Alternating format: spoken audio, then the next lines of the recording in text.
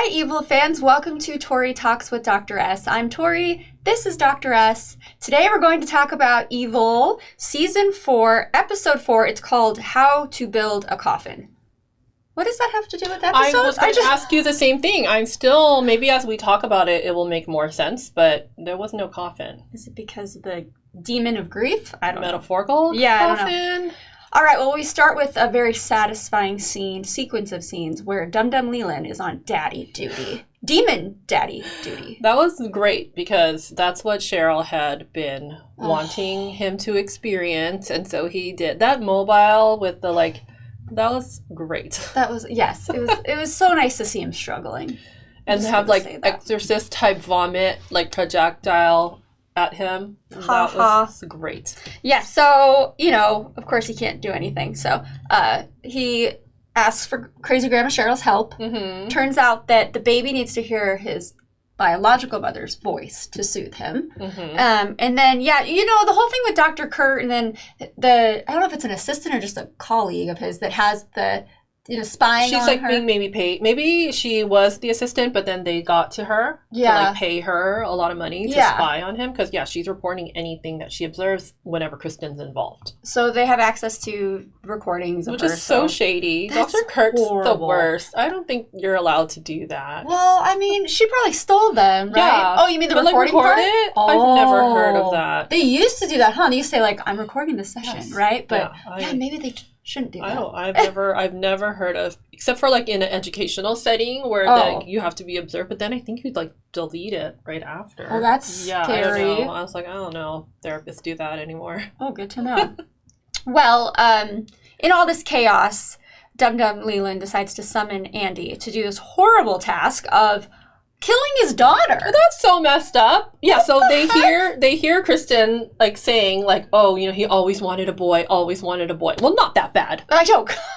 Don't blame it on At what cost? Yeah, exactly. So he plays his little Feliz Navidad thing, his hypnotist thing, I don't even know what it is. Hypnosis? I don't know. The trigger song. Yes. The trigger song. So then, remember we saw him fighting it in a prior episode. So I'm okay, he's going to fight it. Because they wouldn't have set him up to be resistant earlier if he wasn't going to fight it. But then I got nervous. Oh, because the song played, and he didn't just throw the phone away like he did last time. He listened to what it said. Yeah. He went back, and he got more of the juice. Oh, and he got ready, and he was... okay. But when the tear, it's he's in there. That's him. No, I can't. Yeah. It's his baby. God. I know. So I didn't for one second think he was going to do it, but I didn't think he was going to inject himself. So I a little bit thought he was going to because I was trying to think we knew he wasn't going to kill his daughter. I'd stop watching the show. You're right. I can't watch things where kids actually, get murder killed. I can't. No. But yeah, so I was what if he just but the way he did it was so cool though, because he just I just thought, I didn't think it was going to be right at that moment.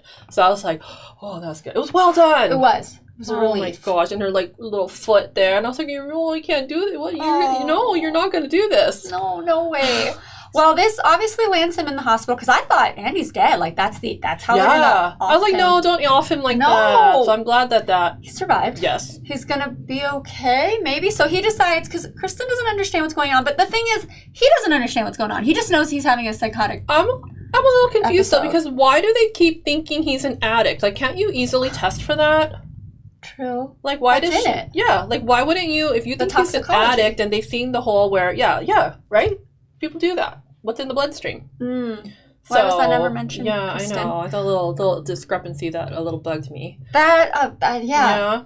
Mm-hmm. I see that. But he thinks he needs psychiatric help, so good for you, Andy. Good for him. Yeah. So this poor actor, they always kind of I know. push him away, send him off for a while. He's gonna be back, right? Yes. He's gonna be back. Yes. I feel like he's doing a good. He's gonna come back to save the day. He's a good guy. Oh my gosh. But anyway, so Andy's gonna be probably for a few episodes not there again. I know we're used to it. But anyway, okay, let's talk about what the trio's case is of the week. So there's a reporter who's having stroke-like symptoms, and the wife would like him to have an exorcism, right? So, but what's crazy is that it's seemingly contagious because everybody's kind of getting this brain fog or having trouble finding their words. And I'm glad that they brought up the COVID, or they said pandemic. They brought up the pandemic because that was one of the symptoms of COVID was brain fog. Yes. So I was like, oh, that's interesting. Are they going to tie it into that? But then they didn't really say much I liked it was a cool little explanation, though. Like, oh, that's happened, and the cure is just to, like, disconnect for a little while from the screens. And then when they were like, what about the kids? Well, they're just screwed.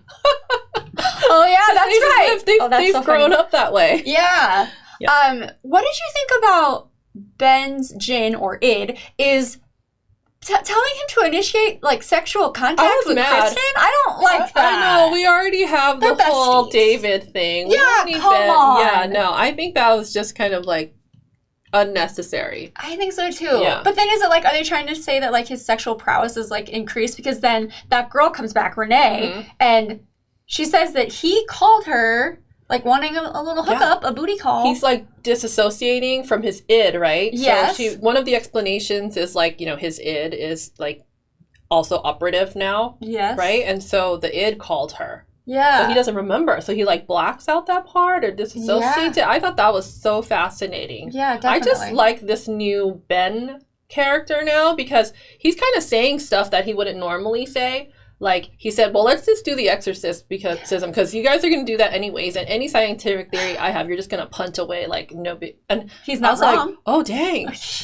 He just called you guys out. He's a little more brazen. I like that. I like that. So, I also love Sister Andrea, but she has now become Sister Andrea the Demon Slayer. Okay, what is going on, though? Because they show us that she's holding nothing, but she sees it. I think she sees it and other people don't. That's just all there is to it. I'm sorry, but it's real. It's, okay. As far as I'm concerned, this is all good stuff. It is. It's good content. It's obscure. Yeah, but so deep. Okay, so deep. Let's get into it. Because first, the demon coming out the side of Father Ignatius, and he's kind of like silly and funny, and he's putting rocks in him. Like, it just doesn't. It's so freaking weird. So then, also very deep though, because he's weighed down by grief. And that's the demon of grief, that little guy. That's the demon of grief, right? And then he works well with the demon of words, I guess. Yes. Because the enemy of grief is words. Right? So, like, if you take the words, people won't talk about their grief and they'll continue to grieve. Whoa. I know. Big. Yeah. Big. I was like, I want to rewatch this one and analyze it because it was, like, a big deal. So then I loved Sister Andrea and Father Ignatius. Like, she realized it. She knew what that demon was doing. And so she talked to him with the words. Yep. Oh, I was like, oh my gosh. It was touching. I was like, so well done. And like with humor, you know, like that stupid little demon was so devious. And he was just hee. And he's like the marshmallows. It's kind of fun. He was so fun. It was just like sneaky little, you know, putting the rocks in. Yeah. And the whole Sister Andrea thing with like that she can see them and no one else can. The humor is so good. Yeah. At this level of like it's unmatched. Yeah, for sure. But it's not like it's not stupid though. Like it's deep. It's interesting, isn't it? Like how do you achieve that level of depth, like emotional depth, and yet be so silly and fun? Good job, Evil. Good job. Right? Well, she ultimately does kill the demon of words, and then everybody finds their words again. Yeah. Oh my gosh, and I just love too, like to get back to Andy and Kristen when they're like talking and like everything's gonna be okay, and she's like, we just need to keep talking. Just keep talking. Just keep talking, and they're gonna be okay. And I was like, there you go. And like the demon, he's trying to watch them to like, you know, he wants them to not talk. Yeah. Because he's still there. But they're like, we're just gonna keep talking. That's right. Yeah, we are. I guess I should probably learn something from this. Because I definitely have the demon of grief with me every single day. But maybe I should talk more. Well, and then that's what Father Ignatius was kind of like, people want to hold on to that grief, right? Because like holding on to the person, but the person, you're never going to let go of them. And like talking about them, well, when they were talking about their memories of Monsignor Matt, and like, they were just laughing about him, and he was more there than not, you know, like more there in a different way, in a like less of a hurt way and more of a like remembering and loving way. And I thought about you too, actually, when we were watching that. But yeah, it was, I don't know, I was like really impressed. It's funny how they'll take these disgusting, silly little demons and then they insert this very profound and deep and even like lesson learned, like, you know, little tidbits in there with it. They're keeping it light. They are, which I appreciate. They keep it light, personally. but like serious. And the other through line that is kind of becoming more explicit too is the whole sexism thing, right? So like Cheryl is like, oh, okay, you know, now like how did women become labeled emotional when Leland's like freaking out over having to take care of a baby? And then I think that cuts to, you know, the nuns being told that they got to clean and cook more so that the priest can focus on praying.